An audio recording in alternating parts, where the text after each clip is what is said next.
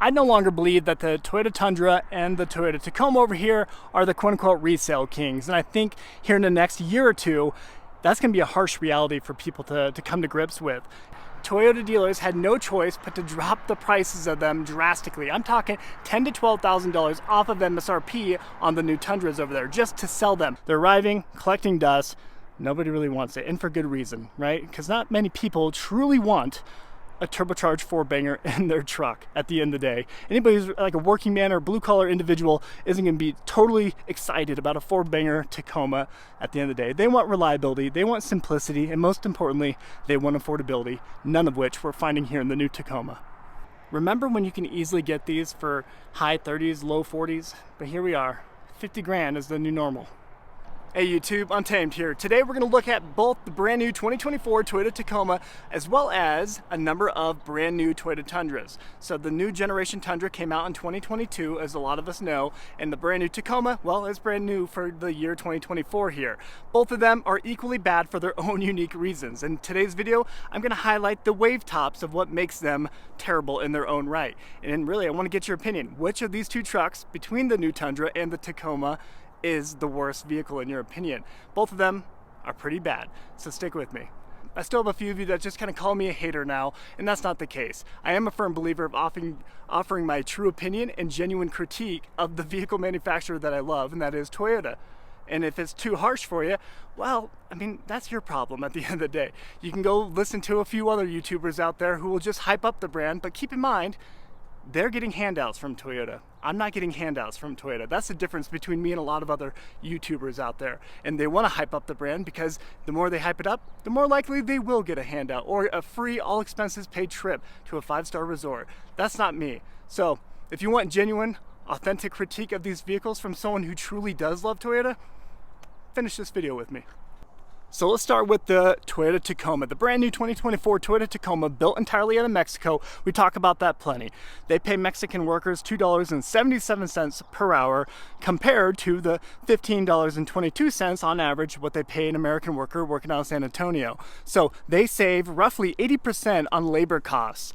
But yet we have still found ourselves paying a huge amount of coin for these brand new Tacomas, oftentimes well over $50,000 for kind of these mid-tier trims, which is pretty pathetic. And when you look at the brand new Toyota Tacoma TRD Pro, what are we looking at? We're looking at over $65,000 for that TRD Pro. Same goes for the Trail Hunter, and that's before greedy Toyota dealerships decide to hike up markups on them and put ADMs on them, which is going to be pretty pathetic. But here we have a few examples here. I'll show you this TRD Sport. We're well over $50,000. Let me show you here, $52,705 for this TRD Sport. That used to be TRD Pro money right there. You can buy a brand new 2023, just 1 year ago, the top trim TRD Pro for about that much. And here we are, TRD Sport. Doesn't even have the top of the line quote-unquote iForce Max engine in it, and we're still paying over 52 grand. And another really big gripe for people with this new Tacoma is they even took more of that back seat space away. It is smaller, it is tighter than that previous generation, 2023, third generation Tacoma. Look how tiny this is. This is just a small back door here, especially when it comes to the TRD Pro with the suspension strut sport seats.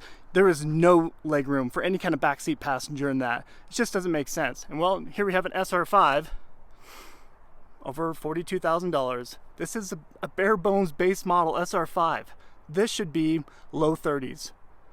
And I've touched on it once before, but one thing that we're noticing immediately out of these Mexican-built Toyota Tacomas are the panel gaps. We're seeing a lot of quality control issues with it.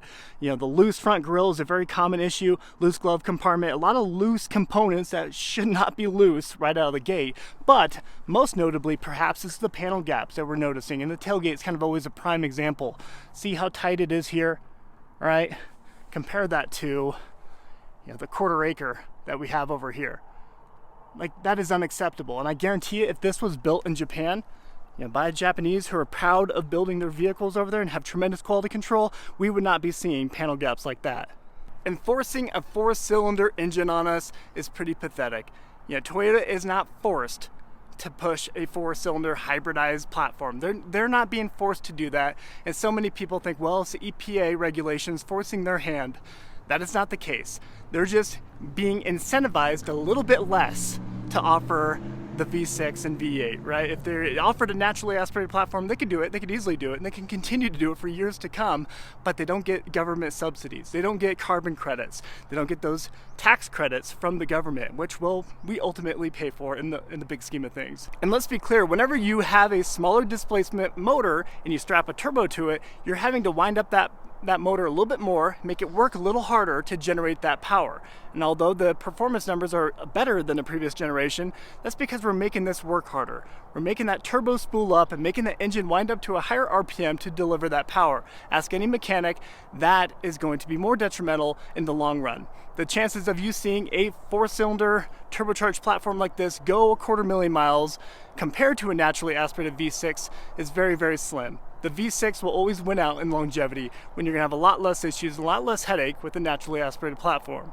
And guys, let's face it, every vehicle manufacturer is a business. It's a company at the end of the day, and what do they need to do? They need to up their proceeds. They need to up their bottom line. They need to appease their stakeholders.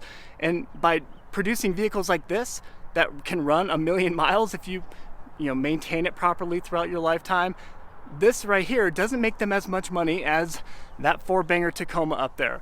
By them having a 4-cylinder turbocharged platform over there that's likely gonna start to fail over 100,000 miles, that there is gonna force you to have to take it to the service department and actually have to have work performed on it. And when you take it to the service department, that's where vehicle manufacturers and dealerships start to make their money. And I hate to say it like this, but GM and, well, other domestic vehicles have always kind of produced throwaway vehicles, right? So Ford has done it, and they haven't really developed a really good reputation for longevity, whereas Toyota has, right, over the years. Like the Land Cruiser, the 4Runner, really Japanese-built Toyotas built in Japan have always had a tremendous reputation of longevity. But that doesn't really generate as much money as the point I just alluded to. But this new Tacoma, built out of Mexico, this 4-banger Tacoma here, with already some quality control issues right out of the gate, is likely not going to last or stand the test of time quite like Toyotas of the past. This here could very well match that domestic vehicle philosophy of kind of becoming that throwaway vehicle. In 5 to 7 years, people will need to swap this out because it's going to start falling apart. It certainly is not going to last 250,000 miles with minimal issue and minimal maintenance. I guarantee it, this is going to start to have some hiccups with it right around 150,000 miles. Unlike the naturally aspirated 4-liter V6 here in the Toyota 4Runner, built out of Japan, tremendous quality control. I could walk around this entire thing right here and not find a single deviation within the panel gaps. And I guarantee if I were to get on the inside and shake the glove compartment and all the interior components, nothing is going to be rattly, nothing is going to be loose. It is going to be perfection built out of Japan. So I mean, technically speaking, compared to the Tundra, this is affordable, right? I mean, spending $52,000, $54,000 here for a TRD Sport is still $15,000 to $20,000 less than what we're gonna find over there in that Tundra lineup here. But that for a mid-sized pickup truck, and where they're forcing you to have a 4-banger under the hood and questionable quality control built out of Mexico, I don't know. That just feels a little far-fetched. And in my opinion, I think Toyota is expecting people to buy these quickly because of what they have historically meant. Historically speaking, if you were to buy a brand new Toyota Tacoma, it'd be relatively affordable, right? Pretty simplistic, but most notably would be very reliable. And they're expecting people to continue to buy it because it has that Toyota nameplate on it, right? It has that Toyota badge up front. And because of that, people are going to pay a premium for this vehicle no matter what, right? No matter what, where it's made, no matter what the quality truly is of it and what engine is underneath the hood. They're just expecting people to kind of just buy it because it has that logo on the front of it. Yeah, and this TRD Sport, just under 53 grand for this particular example. And you can call me a hater all you want, guys. At the end of the day, I do want to see Toyota make some positive changes, whether you believe that or not. I'm hopeful they will. And honestly, if enough of us kind of keep beating the drum, not just me, as you see other YouTubers are starting to kind of catch on to the fact that these trucks are not that great. And they're starting to stack up on lots like you see behind me for good reason. And if somebody is calling you a hater because you are offering critique of these new vehicles, maybe keep in mind where they're coming from. Many of those people who are quick to call you a hater or get upset at you for offering critique are the same people getting handouts from Toyota. So keep that in mind. They're the ones who are getting their press vehicles from Toyota every week, getting these free opportunities to go check out unveiling events. Just keep that in mind, okay? So the new Toyota Tundra here is a complete flop. I've disliked this really since day one. I've owned a 23 Tundra TRD Pro and I really regretted buying it for a number of reasons. And I see a lot of people who buy these new Tundras and they're pretty quick to trade them in. Look nationwide, look on like Auto Trader or something, look nationwide, you'll see so many lightly used 2022 and up Tundras because people are pretty quick to realize they're not really all what they're cooked up to be, okay? So number one, terrible turn radius. If you've ever driven one of these, especially back to back with the previous generation Tundra, you'll be blown away by just how terrible the turn radius is. It blows my mind that they have made it so much worse than the previous generation there. So between that and having a huge sea of plastic on the interior there, a fake V8 sound pumped through the speaker system, but that price tag is perhaps the worst part. Let me remind you of how this, so this is just a 1794 edition. It does have the iForce Max. We're looking at just under $72,000. That's pretty insane, right? And now, when you add on top of that, we've seen a lot of these have engine issues, but a lot of fanboys like to try to keep quiet on that. But a lot of issues have really popped up over the last couple of years for these. But just the other day, Toyota issued a huge safety recall on over 100,000 brand new Tundras, mainly Tundras and LXs, saying that they left machining debris within the motors, causing them to have pretty catastrophic failure. And in my opinion, it takes a lot for these trucks to look tough. It takes a lot for these to look brutish. You have a tiny little back seat here compared to the previous generation, which has like a quarter acre of space back there. So they got rid of more of that passenger room. And if you're like me and you have kids, you have a family, you appreciate having a big back seat. So there they go. Another thing to knock it on. They minimize that back seat space tremendously. But the front end of this, hit or miss, right? The headlights don't look bad, but overall, look how far out that front end goes. And when you pop the hood on this, if you ever look down, the engine starts right here. So you just have this huge buffer of plastic overhang right here that's just needless. And it really doesn't even look, it looks like an overbite in my personal opinion. So don't love that. Not to mention, that's not very confidence inspiring if you were off-roading with this thing, right? And regardless of what any Toyota fanboy will tell you, the fact that these are arriving to dealerships across the nation and then immediately just collecting dust on the lots, on the back lots, several down up front, that is saying something, right? People are voting with their pocketbooks at the end of the day. When has Toyota ever issued a brand new pickup truck outside of the Toyota Tundra here? When have they ever offered a new pickup truck or SUV, off-road oriented SUV, and had them just sit on their lots? A full new redesign and then they just sit? That's never happened in Toyota's history. But here we are, people are not buying these things. And a lot of people really fail to acknowledge that. They're arriving, collecting dust, nobody really wants it, and for good reason, right? Because not many people truly want a turbocharged four-banger in their truck at the end of the day. Anybody who's like a working man or blue-collar individual isn't going to be totally excited about a four-banger Tacoma at the end of the day. They want reliability, they want simplicity, and most importantly, they want affordability, none of which we're finding here in the new Tacoma. And some people will say, people are just waiting for the TRD Pro to come. They're waiting for the iForce Max to come. Sure, obviously a number of the TRD Pros are going to fly off the shelves, but at the end of the day, I think even those are going to become very much readily available very quickly because at the end of the day, there's still $65,000 for a mid-sized pickup truck, which is pretty disgusting. I mean, this is it, guys. You got a side-by-side look at that new Tundra as well as the new Tacoma here. They have a lot of similarities, right? When it comes to just a lot of the similar body lines, even the proportions are pretty similar across the board. I do like this color, this bronze oxide color. I might be saying it wrong. I do like this. You guys tell me what you think of this color.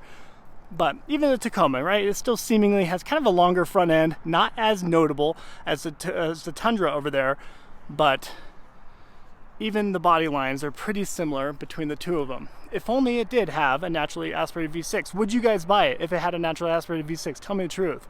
And here, well, we saw the same thing happen. They neutered or castrated, let's say castrated the Tundra here, right? They got rid of the naturally aspirated V8, the brute of the V8, which is a very fitting engine for a full-size pickup truck, right? No matter who you are, that is a fitting engine. And they downsized to a very tiny 3.5 liter twin turbo V6.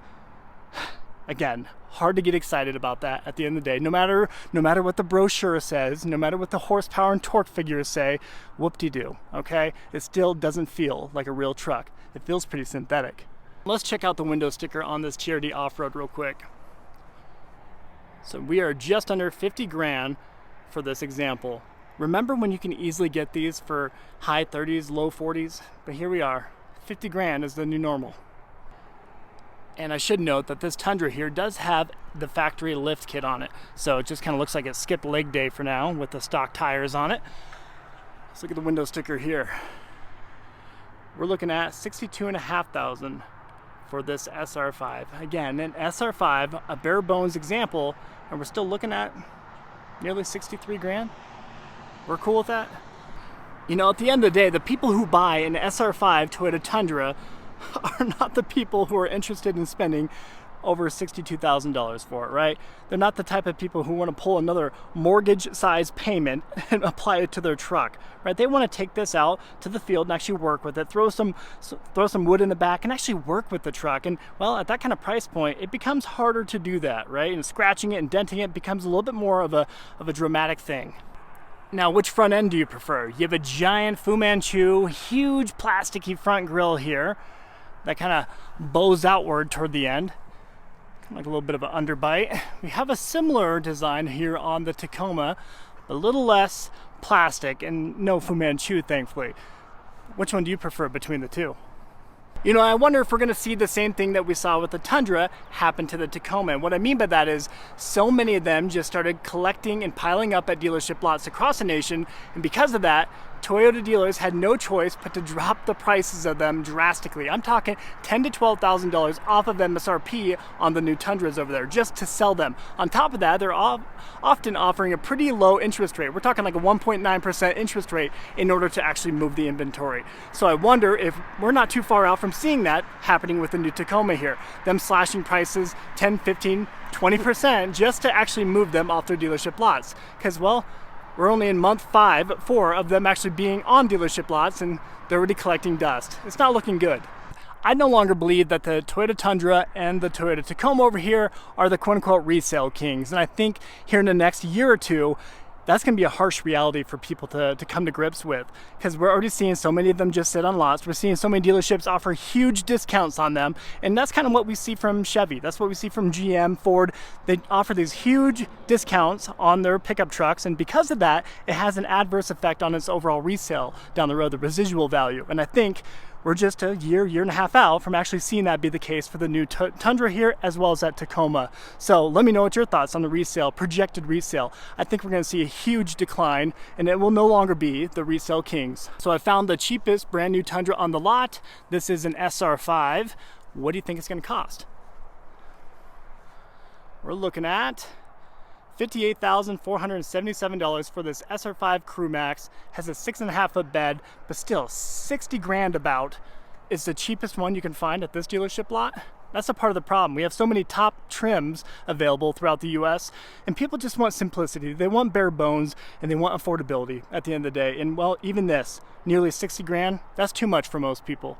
Alright guys, we'll wrap up the video there. Honestly, let me know what your thoughts are. And if you purchased a new Tacoma or the new Tundra here and you have had a positive experience, let me know. Let me know that in the comment section. I'm not going to block you or hide you from my YouTube channel just because you have a differing opinion of me. Freedom of speech is a beautiful thing, ladies and gentlemen, and I want you to be able to speak your mind, whether on either side of the fence here. If you like it, let me know. If you don't like it, let me know. And honestly, if you are with me on this and you do think both of these trucks are pretty big fails, which one do you think is the bigger fail? Which one is the bigger flop between the new Tacoma or the new Tundra there? As always guys, I sincerely appreciate you taking the time to tune into my channel here. If you found any kind of value in this type of content, please consider, I respectfully ask that you please consider liking and subscribing. Your support means a lot and it certainly doesn't go unnoticed. Until next time.